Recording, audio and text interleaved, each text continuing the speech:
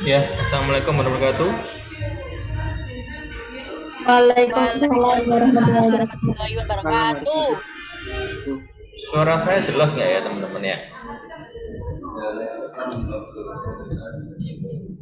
Iya, Pak, sudah Jelas jelas. ya, oke, makasih. Baik teman-teman, maaf udah keras menurut jadwalnya karena tadi masih di perjalanan ya. Baik, terima kasih atas kehadirannya di mata kuliah awal ya, perdana mata kuliah pertemuan ke-1 di riset operasional ini. Ini kontingnya Mbak Denisa ya, bener ya?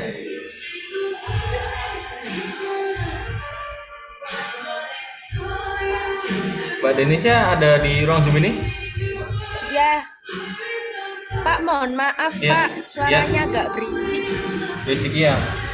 Tolong dimaklumi ya, ini soalnya saya lagi di luar. Nah, tapi terdengar jelas ya? Iya, Pak, tapi sudah terdengar jelas suaranya Bapak. Iya, iya, iya. Makan sebentar. Mbak, jumlah mahasiswa di kelas ini berapa ya? Sekitar 23, Pak. 23, oh sedikit ya. Iya, Pak, sedikit sekali. Kelas minimal, oke.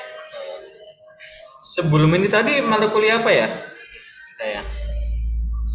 Teori ekonomi, Pak, jam setengah 8 pagi tadi. Oh, baru lompat ke jam sekarang, maksudnya. Iya, karena yang tadi dimajukan, Pak. Kalau Bapaknya pengen dimajukan, bisa juga, Bapak. Ya, ini saya jadwal dulu aja ya. Ya. Gitu. Saya kira penuh ininya jadwalnya. Gitu. Oke teman-teman, perkenalkan ya, saya Satur Daso yang akan mengampu mata kuliah ini selama 1 tahun ke depan. Untuk media alternatif pembelajarannya via e-learning ya. Jadi dari dokumen RPS atau rencana perkuliahan per semester itu sudah saya taruh di e-learning. Di situ bisa dibaca bahan pembelajaran apa aja, bahasanya apa aja, sama dengan bukunya ya, referensi buku gitu. Ya. Jadi satu operasional ini nantinya akan lebih ke arah ini ya, soal-soal case dan soal-soal matematis ya gitu kan. Jadi nanti untuk soal teorinya akan lebih sedikit porsinya gitu. Ya. Jadi kalian yang suka soal perhitungan atau matematis pasti bakal suka nantinya. Gitu. Baik, kita mulai aja langsung. Bismillahirrahmanirrahim.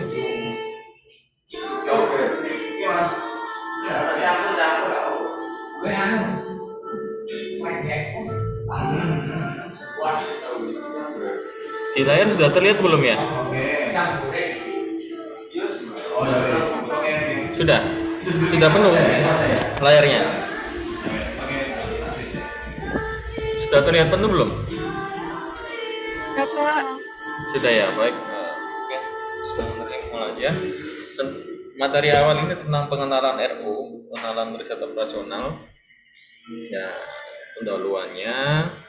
RO itu sendiri banyak diterapkan, diaplikasikan dalam penyelesaian masalah manajemen dalam meningkatkan produktivitas, gitu ya.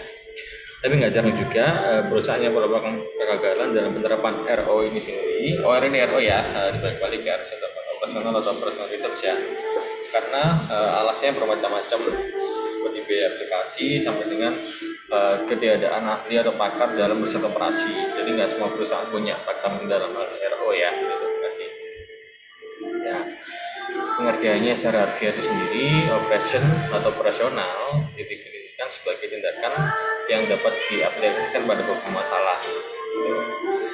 Penelitian sendiri adalah suatu proses yang terorganisasi dalam mencari kebenaran akan masalah atau hipotesa.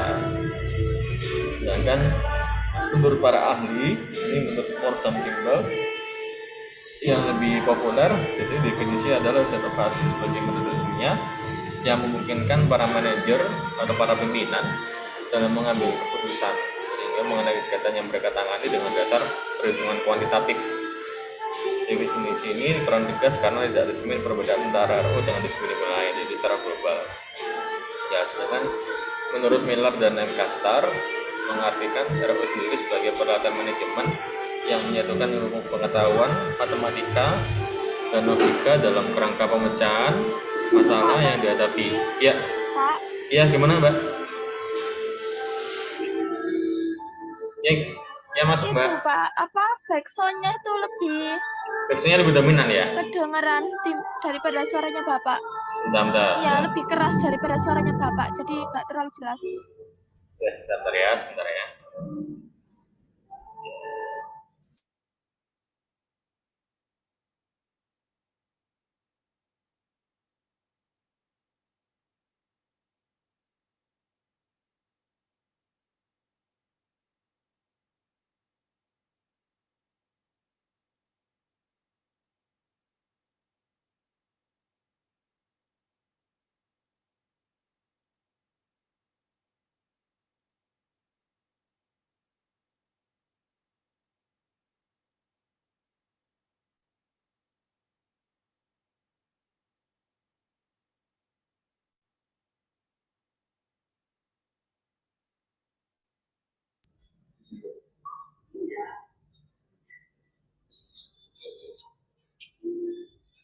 Tes ya. Gimana teman-teman? Sudah mulai ini ya, agak jelas ya? Sudah Pak. Sudah Pak. Ya, mengerti. Oke, lanjut ya, tadi ya. Di layar udah terlihat? Sudah. Sudah, oke. Sudah. Nah, ini tadi pendapat ahli dari Miller dan Lancaster ya. Terus setelah itu kesimpulan dari riset para ahli itu mendefinisikan bahwa riset operasional adalah berkenaan dengan pengambilan keputusan yang optimal secara mendalam. Jadi penyusunan model dari sistem baik yang deterministik maupun probabilistik atau segi kemungkinannya berasal dari kehidupan nyata. Atau dalam dunia pengelolaan usaha yang memakai pendekatan ilmiah atau pendekatan sistematis itu disebut operational research atau riset operasional. Nah, model-modelnya ini ada 3 yang dasar. Ada model ikonik, model analog, dan model matematis.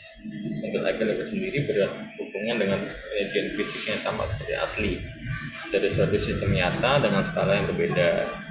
Terus model analog ini lebih abstrak dibandingkan model ikonik karena kelihatan sama antara model dengan sistem nyata atau absurd ya. Tapi model analog ini sendiri lebih mudah untuk manipulasi dan menunjukkan suatu hasil yang dinamis. Contohnya peta dengan bermacam warna, di mana perbedaan ciri ya, seperti di peta itu ada warna biru air cirikannya, terus warna kuning untuk pegunungan dan sebagainya. Nah, model-model sendiri itu sifatnya paling abstrak. Jadi model ini menggunakan setengah simbol matematis untuk menunjukkan komponen dari sistem yang nyata. Model-model sendiri dibedakan menjadi 2, yaitu deterministik dan probabilistik. Kalau deterministik ini dibentuk dalam situasi kepastian, sedangkan probabilistik dibentuk dari situasi yang tidak kepastian. Deterministik itu sendiri merupakan penyederhanaan dari standar kepastian yang jarang terjadi. Keuntungan model ini adalah dapat dimanipulasi dan disesuaikan dengan lebih mudah.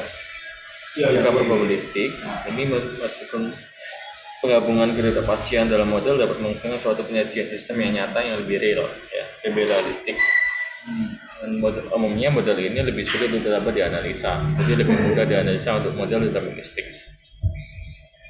Cara pembuatan model ini sendiri itu seperti melinearkan hubungan yang linear dari fungsi persamaan, terus mengurangi banyaknya variabel atau kendala, terus mengubah sifat variabel, mengganti tujuan ganda menjadi tujuan tunggal, terus disederhanakan, terus mengeluarkan unsur dinamik hingga mengasumsikan variabel random menjadi satu nilai tunggal. Nah, prinsip sendiri dalam pembentukan model itu salah satunya jangan membuat model yang rumit jika model yang sederhana pun cukup. Gitu. Jadi simplify model tersebut secepat mungkin. Terus yang kedua, berhati-hati dalam merumuskan masalah agar dapat disesuaikan dengan definisi penilaian. Terus yang ketiga, dapat memastikan kecocokan model sebelum diputuskan untuk diterapkan. Jadi model tersebut cocok nggak nih untuk diterapkan pada sistem persamaan yang lain. Terus selanjutnya jangan membuat model yang nggak diharapkan. Terus pembentukan model tersebut sendiri hendaknya memberikan beberapa keuntungan dan sampai dengan model dapat mengalihkan untuk pengambilan keputusan harus dapat dianalisa lebih lanjut untuk dapat suatu tahap pengambilan keputusan. Nah, tahapan dalam RO sendiri adalah yang utama definisi masalah, terus setelah itu membentukkan model, setelah itu mencari penyelesaian masalah, yaitu menganalisa model, terus memvalidasi model hingga menerapkan hasil akhir atau implementasi hasil. Nah, ini satu persatu dijelaskan. Definisi masalah itu sendiri terdiri dari penentuan dan perumusan tujuan yang jelas dari persoalan dalam sistem model yang dihadapi. Dan identifikasi perubahan yang dipakai sebagai kriteria untuk pengambilan keputusan dapat dikendalikan maupun nggak dapat dikendalikan. Terus kalau dalam perumusan masalah ini ada pertanyaan penting dalam definisi masalah. Yang pertama, variabel keputusan yaitu unsur dalam persoalan yang dapat dikendalikan oleh pengambil keputusan yang disebut juga sebagai instrumen ya. Keputusan ini sebagai instrumen. Terus yang kedua, tujuan atau objektifnya. Jadi penetapan tujuan membantu para pengambil keputusan memusatkan perhatian pada persoalan dan pengaruh terhadap organisasi yang dapat diekspresikan sebagai variabel keputusan. Terus yang ketiga, kendala atau constraint adalah pembatas terhadap alternatif tindakan yang tersedia. Jadi biar nggak terlalu jauh dalam pembahasannya. Terus dari sudut pandang RO itu sendiri, dalam definisi masalah menjadi tugas pertama yaitu diskusi tentang sasaran atau tujuan, terus identifikasi alternatif keputusan, dan pengenalan tentang keterbatasan dan keseratan sistem. Nah, terus ke tahap pembentukan dan penyusunan model ini terdiri dari pemilihan model cocok ya sesuai dengan permasalahan. Terus yang kedua, menentukan variabel berubah-ubah serta kaitannya satu sama yang lainnya dengan menetapkan fungsi tujuan serta kendala dengan nilai dan parameter yang jelas. Terus setelah itu model merupakan ekspresi kuantitatif dari tujuan, jadi berhubungan dengan angka dan nilai ya, dan batasan masalah dalam bentuk variabel keputusan. Tapi jika model yang dihasilkan termasuk dalam salah satu model matematika umum, misalnya linear programming, dan maka solusinya dapat dengan mudah diperoleh dengan program linear dengan menggunakan teknik linear programming ya. Nanti akan dibahas lebih lanjut. Terus jika hubungan matematis model tersebut terlalu kompleks untuk memungkinkan perencanaan analitis, maka suatu model probabilitas mungkin lebih cocok dapat diterapkan. Dalam beberapa kasus jika menggunakan penggunaan kombinasi model matematik dan probabilitas yang tergantung pada sifat dan perubahan sistem yang dapat dipelajari berikutnya. Nah, pada tahap mencari penyelesaian masalah atau analisa model itu terdiri dari 3 unsur hal penting. Yang pertama, melakukan analisis terhadap model yang telah disusun. Yang kedua, memilih hasil analisis yang optimal dan yang terbaik. Terus melakukan uji kepekaan dan analisis optimal. Pada tahap ini permasalahan teknik dan metode solusi kuantitatif yang merupakan bagian utama dari RO untuk memodifikasi proses dalam analisa. Lalu penyelesaian masalah sesungguhnya merupakan aplikasi satu atau lebih teknik ini terhadap model tersebut. Terus seringkali solusi terhadap model berarti nilai variabel keputusan. Ya, nilai variabel keputusannya itu yang mengoptimumkan salah satu fungsi tujuan dengan nilai fungsi tujuan yang lain. Di samping solusi model, perlu juga mendapat informasi tambahan mengenai tingkah laku solusi yang disebut dengan perubahan parameter sistem yang biasanya menggunakan sebagai analisis sensitivitas. Itu yang pertama diperlukan jika parameter sistem nggak dapat dibuka secara tepat. Nah, pada tahap validasi model atau pengasahan model, ini menyangkut penilaian terhadap model tersebut dengan cara menceritakan dengan keadaan dan data yang nyata juga dalam rangka menguji dan mengesahkan asumsi yang membentuk model tersebut secara struktural. Terus asumsi yang digunakan ini dalam membentuk model harus absah, harus valid ya. Dengan kata lain, model tersebut harus bisa pakai yang mencerminkan gejala sistem yang diwakili. Nah, suatu metode yang bisa digunakan untuk menguji validasi model ini adalah perbandingan tingkat kinerja dan performance-nya dengan data dan historis data masalah ya. Ya, model dapat dikatakan valid jika dengan kondisi input yang serupa pada yang sama, model tersebut dapat menghasilkan kembali performa atau kinerja seperti masa lampaunya, seperti sebelumnya maksudnya. Maknanya terletak pada bahwa nggak ada yang menjamin performa masa depan akan berlanjut menurut cerita yang lama. Cuma dapat pikiran aja, nggak ada menjamin secara realitasnya. Nah, pada tahap penerapan atau implementasi hasil akhir, jadi dari hasil yang peroleh berupa nilai yang akan dipakai dalam proses pengambilan keputusan merupakan hasil analisis yang sekiranya dapat dipakai dalam perumusan keputusan dalam langkah perumahan strategi, target, langkah-langkah kebijakan guna disajikan kepada para pengambil keputusan berbentuk pilihan-pilihan relatif ya. Tahap terakhir ini adalah menerapkan hasil model yang telah diuji. Dan setelah diuji segala macam tadi pada tahap sebelumnya, pada tahap ini diterapkan ya. Hal ini membutuhkan suatu penjelasan yang hati-hati tentang solusi yang digunakan dan hubungannya dengan realitas yang ada. Jadi suatu tahap kritis pada tahap ini adalah mempertemukan ahli pakar dari reservasi dengan yang bertanggung jawab terhadap pelaksanaan sistem di suatu organisasi atau perusahaan.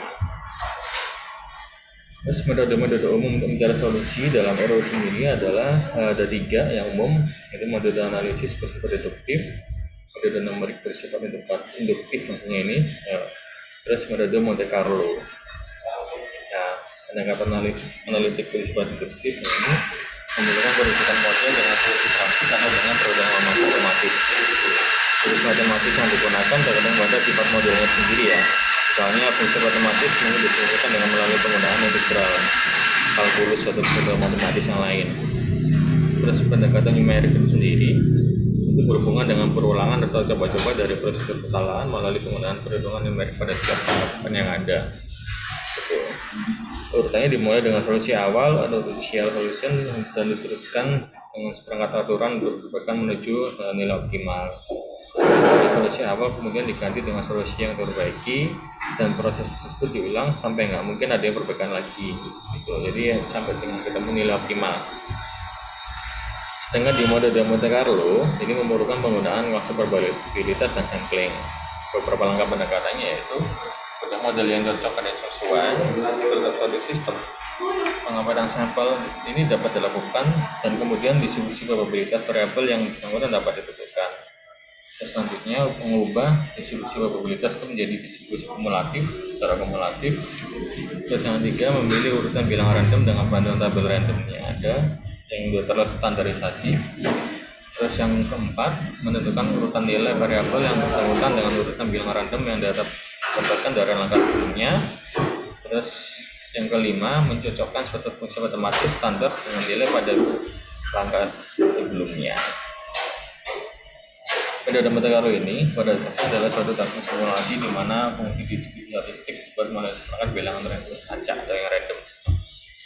Nah, sifat RO itu sendiri sebenarnya bahwa masalah RO dapat didefinisikan dengan baik dan dapat diterima umum apabila digolongkan sebagai masalah alokasi, masalah pertarungan, masalah antrian, masalah jaringan, dan masalah persediaan. Ciri-ciri RO itu sendiri yang menonjol salah satunya adalah RO merupakan pendekatan kelompok antar-disiplin untuk mencari hasil yang optimal. Terus RO menggunakan teknik penelitian ilmiah untuk mendapatkan solusi yang optimal. Terus yang terakhir, RO hanya memberikan jawaban yang buruk terhadap persoalan jika tersedia jawaban yang lebih buruk. Jadi memilih jawaban yang terbaik dari yang buruk maksudnya ya di sini. Jadi nggak dapat memberikan jawaban sempurna terhadap masalah sehingga RO itu hanya memperbaiki kualitas solusinya. RO sendiri punya keterbatasan ya teman-teman ya. Seperti yang lain, RO sendiri memiliki kelemahan tertentu seperti pertama, perumusan masalah dalam suatu program RO itu sendiri adalah suatu tugas yang kompleks, yang sulit. Terus yang kedua, jika suatu organisasi mempunyai berkompetisi dengan kewenangan, maka akan mengakibatkan terjadinya suboptimum, yaitu kondisi yang tidak dapat menolong seluruh organisasi mencapai yang terbaik secara bersamaan. Terus yang ketiga, suatu hubungan yang non-linear linear hubungannya yang diubah menjadi bentuk linear itu sendiri atau disesuaikan dengan bentuk linear yang dapat menyatu solusi yang disediakan. Gitu. eh, penerapan RO sendiri ada satu masalah dapat diusahakan menjadi beberapa tahapan, yaitu perurusan masalah, terus pembentukan model, setelah itu mencari solusi masalah atau penyelesaian masalah, terus setelah itu validasi model hingga penerapan hasil akhir setelah model ini telah diuji. Ini beberapa dasar pustaka utama yang bisa kalian pelajari, tapi saya harap bisa menemukan buku resep operasional yang lebih baru ya terbitannya di 2015 ke atas, karena isinya bisa lebih update. Hampir semua sama ya untuk bahasan RO ya, misalkan lebih ke pengarang dari lokal, kontributor lokal juga. Oke, terima kasih teman-teman. Mungkin ada yang perlu ditanyakan dari konsep awalnya RO ini. Jangan lupa ini ya, absen ya. Absennya udah saya taruh di e-learning. Sudah bisa absen belum ya?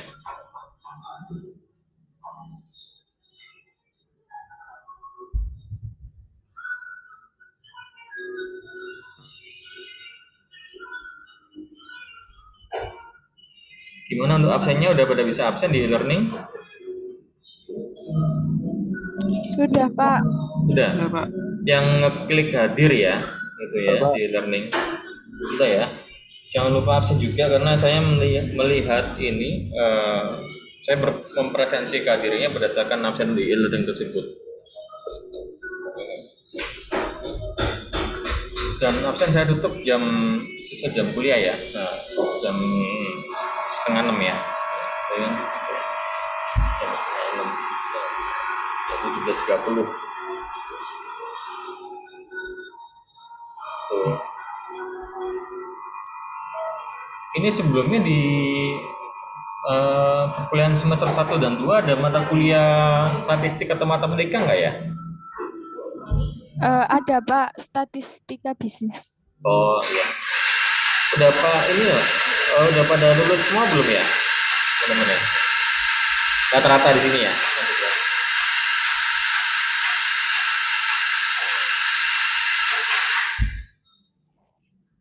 Soalnya dasarnya mata kuliah ini kalau statistiknya bagus bisa lebih mudah mengikuti nantinya. Yang itu Pak, apa SPSS itu? Ya, salah satunya termasuk.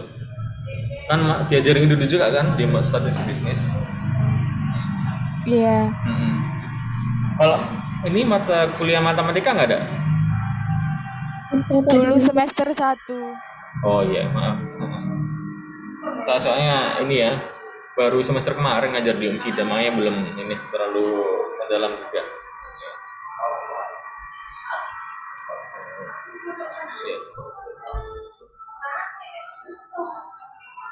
Iya, ada ditanyakan nggak?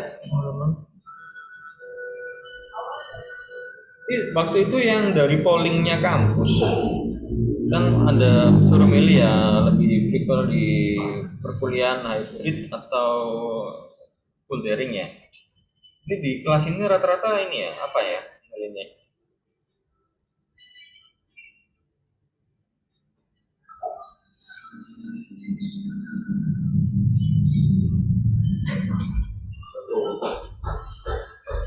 Pak Indonesia mungkin bisa jawab.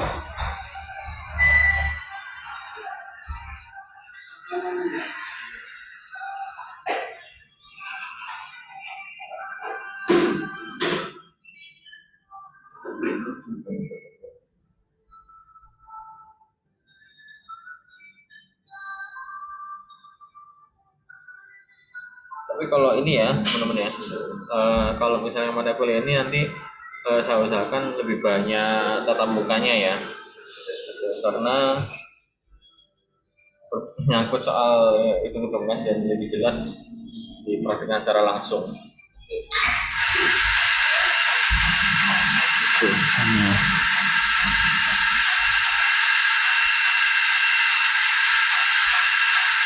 Ini tadi sebentar, saya coba lihat absensinya juga.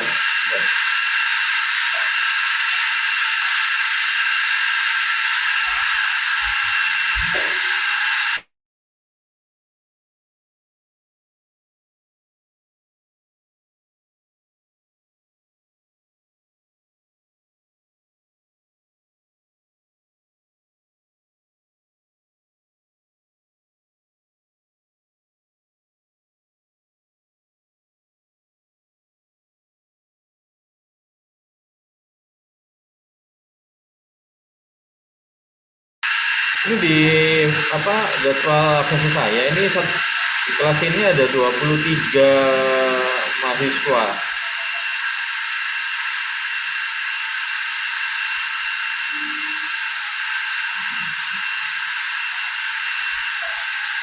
Mbak Denisa masih di ruang Zoom? Iya Pak, ada 23 Benar mahasiswa. ya? 23 ini tapi Iya Pak. ada campuran ya Mbak ya.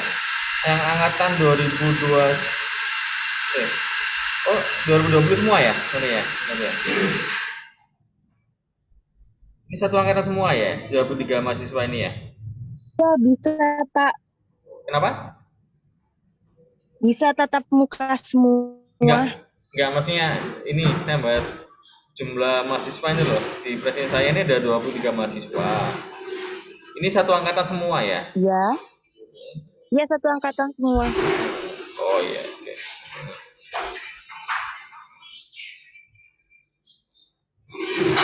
Materinya di e-learning juga sudah bisa di-download teman-teman?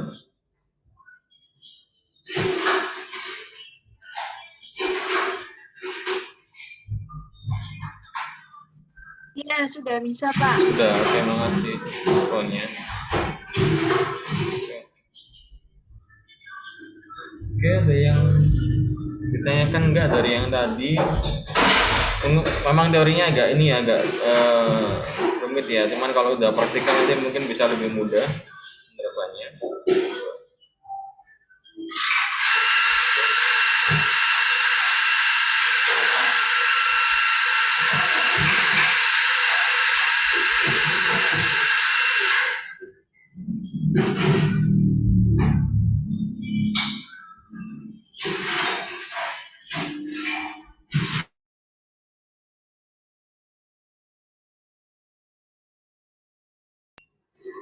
Di kelas ini rata-rata ini ya, ada yang sambil kerja nggak ya?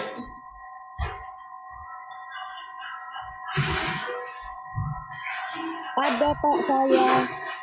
Oh, Mbak Desiana sendiri. Teman-teman yang lain rata-rata gimana, Mbak? Hanya kuliah atau sambil bekerja? Sama-sama Pak. Oh iya, oke. Oke, oke.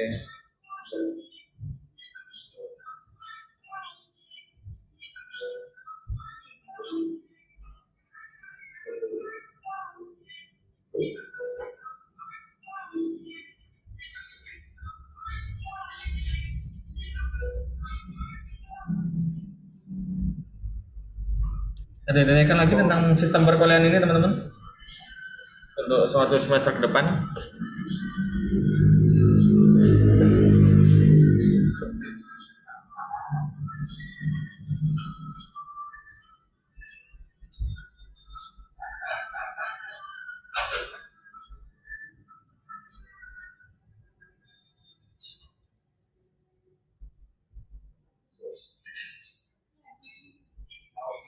Ada yang ditanyakan nggak tentang ini perkuliahannya di RU ini?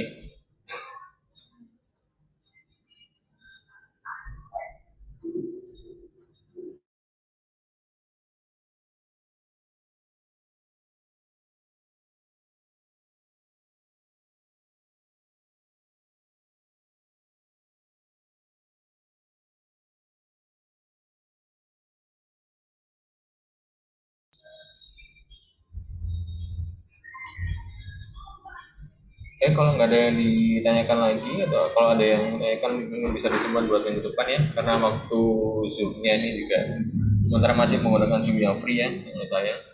Ini juga mau habis. Saya akhiri dulu. Terima kasih atas perhatiannya teman-teman semua dalam kuliah kali ini. Mohon maaf kalau ada salah kata dari saya. Saya akhiri. Semoga bisa menjadi bermanfaat. Amin. Terima kasih. Ini masa wabillahi taufiq wal hidayah wa billahi inayah. Wabillahi khairat. Wassalamualaikum warahmatullahi wabarakatuh.